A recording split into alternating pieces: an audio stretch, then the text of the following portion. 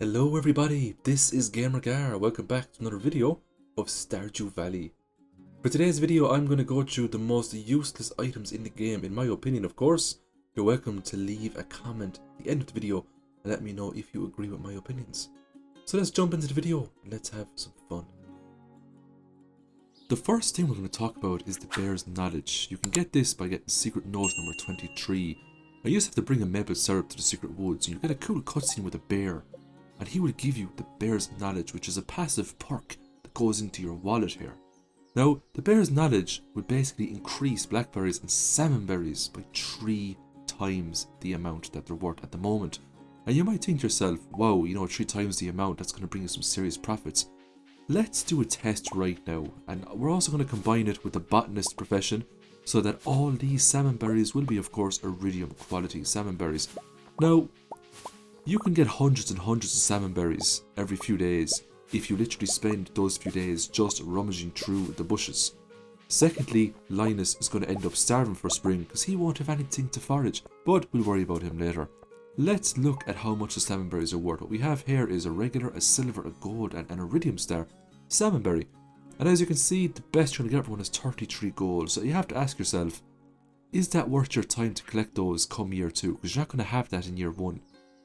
Next up, let's talk about regular sprinklers. Now, to make a regular sprinkler, firstly, you need farming level 2. Secondly, you need 1 copper bar and 1 iron bar. Now, a regular sprinkler will only cover 4 adjacent tiles. So you have to ask yourself, is that worth a copper and an iron bar? And in my opinion, it isn't.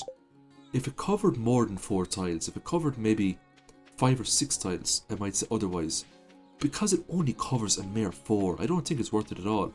More importantly, look at all the sprinklers I've put down in the farming patch at the moment. It looks like a minefield of sprinklers right now. You're losing so much ground, firstly, when it comes to, harvesting more crops. And secondly, there's so much other things you can do with your lovely, hard-earned copper and iron bars. For example, with copper bars, you can use those to make kegs, you can use those to make tappers, you can use those to upgrade tools.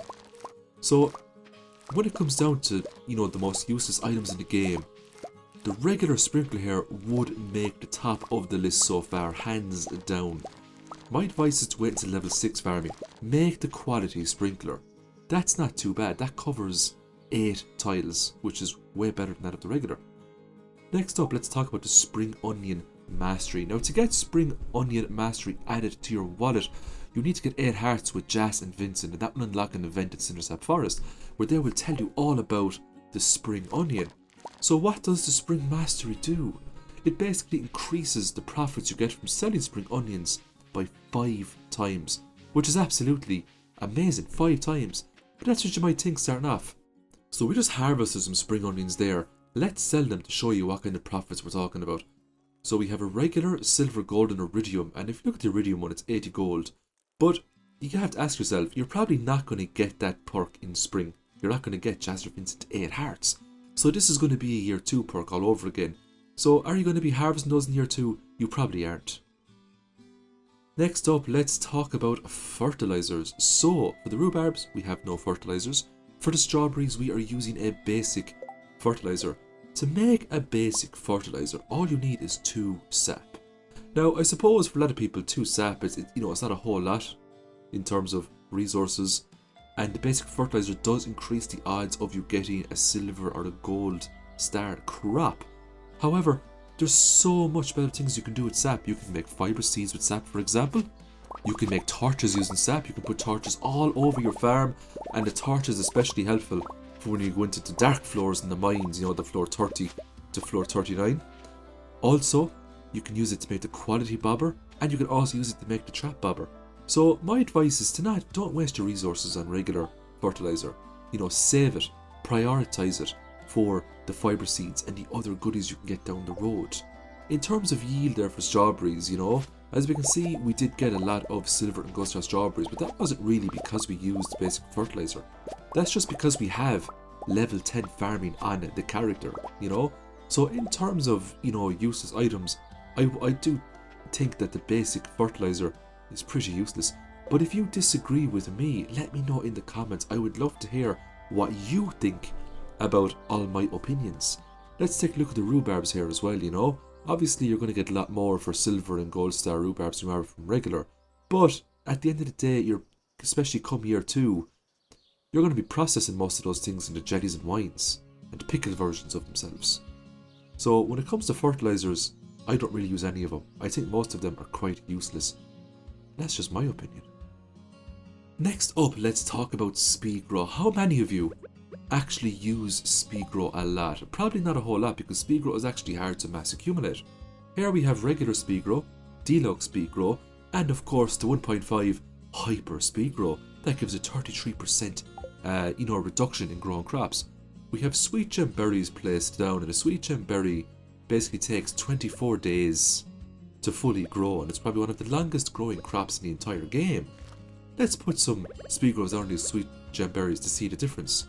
So it goes from 24 days to 21 days using a regular speed grow. If we look at deluxe, it goes down to 18 days. Not bad. Using a hyper speed grow, it goes down to 16 days. So you have to ask yourself, is it worth it? Maybe it is for sweet gem berries. For anything else, not really. I mean, you could put it aside for strawberries in year 1. That's about it in my opinion, you know? When it comes to crops in general, I don't think the speed grows are worth it at all. Look what you need to make a regular speed grow. You need pine tar and clams. That's expensive, and you only get 5 speed grow back. Look at the deluxe speed grow. You need oak resin and coral. And even if you wanted to mass produce these, you couldn't, because there's no way that you can get your hands on hundreds of coral every day, even if you had tons of fish ponds.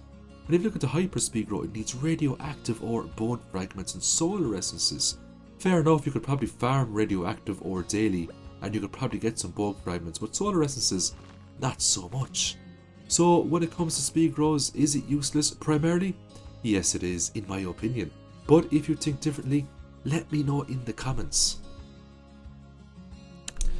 Next up, let's talk about probably one of the most useless things in the game, in my opinion, of course. That is the Junimo Cart. What we have here is the Junimo Cart arcade machine. If you can complete a Junimo Cart progress mode, you can actually get the arcade machine sent to you in the mail. Junimo Cart, in my opinion, is an extremely hard game. And that's all you get for completing the game. Just the machine delivered to your house. It doesn't have any other function or use in the game. It is one of the hardest minigames I have ever played in my life. I have played it on some of my streams, you know, just to show people how hard it actually is. Basically, there's a few levels that you can play through in Junimo Cart progress mode. If you manage to complete those levels by getting all the fruits, you'll start the next level with all your carts back and an additional cart. As we can see here, the levels get harder as you progress, and when you lose all your lives, you have to start the game all over again. What's the best thing you can do with the arcade machine? Just blow it up and move on and don't play the game anymore. That's my advice for you. The next item we're going to talk about today is the Thorns Ring. So I'm just going to use it in a ring combination here just to increase my survivability. I'm just going to show you how useless this ring actually is. So to get your hands on the Thorns Ring, you just need combat level 7. To make one of these, you just need 50 bone fragments, 50 stone, and a gold bar. Now, the thing about the Thorn Ring is that if an enemy damages you, that enemy will take the same damage back to itself. The only difference is that the enemy will probably end up taking more damage because the enemy won't have the same defensive stats as you. So think of it as a reflect ring, you know, where you just reflect back the damage. The thing about the Thorn Ring though is that we're just going to run it, you know, through a few trials here now at the moment, and we're just going to see, could we actually farm monsters with it if we just went away from keyboard for a while. So we're going to start with one of the weakest enemies in the game, the green slime. We're just going to have this slime repeatedly hit us. Now it did take quite the amount of hits. Eventually the slime did kill itself from hitting us with the Thorn Ring. The only problem is that you can't actually use this ring for monster eradication goals, because enemies killed this way do not count towards the monster eradication goals. So unfortunately you can't use the Thorn Ring to, you know, to farm monsters for monster eradication goals. So let's go down to a few levels, and we just have a Shadow Brute enemy here. So we're just going to let this Shadow Brute hit us. Let's see if the Shadow Brute can kill itself via the effects of the Thorns Ring. So as we can see, we are taking quite the beating at the moment from the Shadow Brute, and bear in mind that I do have maxed out combat skill, and I also have Cinder Clown shoes on, so I do have quite a lot of defense. I also have a Crab Shell ring equipped as well. And as we can see, the Thorn Ring doesn't actually end up killing the Shadow Brute. We end up dying instead, and we also end up losing life elixirs and our lovely Infinity Blade. So is the Thorns Ring worth it? It is not. I would only recommend you make it if you're looking for perfection. Next up, let's talk about the worm bin. Now, the worm bin is accessible when you reach fishing level 8, so it is considered an end game item. To make a worm bin, however, you need 25 hardwood, 1 gold bar, 1 iron bar, and 50 fibre. That is extremely expensive. The worm bin will basically generate between 3 and 5 bait for you every single morning, and it doesn't actually accumulate. So if you don't get the bait, one morning, you're not going to get more the next morning, unfortunately. So my advice to you is to just don't bother with these at all. They're absolutely not worth the cost. You could do so many more things with hardwood, gold, iron, and especially fibre than make worm bins. Make the one if you're looking for perfection, otherwise just leave it alone, don't bother with it. If you want bait for your rod, simply just take a monster musk, equip the burglar ring, go down into the starter levels of the mines and just farm some grubs for a few levels. If you do this for a full day, you will have enough bait to last you probably through a whole playthrough of the game. You won't ever need bait again. There's also magic bait you can get your hands on later on in the game. That's obviously way better than the regular bait that you can get from the worm bins. And obviously there's the wild bait as well, which is still much better. So, is the worm bin useless? Absolutely.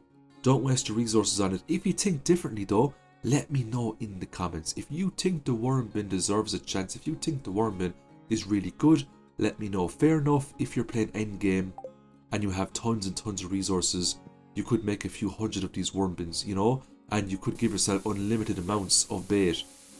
But why would you need thousands of bait? Because there will come a time where you have all the fish caught and you're not going to do any more fishing. So we are going to blow up our worm bins and we're not going to use them anymore.